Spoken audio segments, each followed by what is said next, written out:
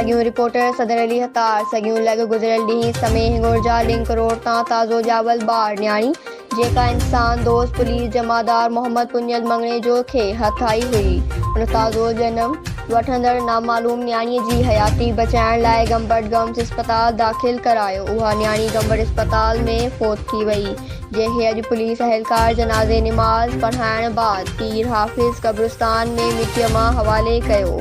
मोहम्मद पुनियल मंगणे जो मीडिया खे ॿुधायो त नामालूम औरत पंहिंजो गुनाह लिकाइण ख़ातिर न्याणीअ खे जनम ॾेई जंहिंजो नाणो बि वढियल न हुयो उन ॼावल ॿार खे थेलीअ में वेढ़े साबुण जी ख़ाली कार्टून में विझी समेह गुरजा रोड किनारे रखियो वियो।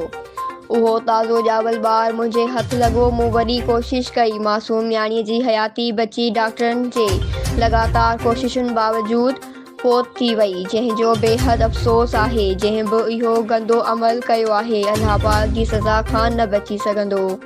News Sindh express news सगियूं।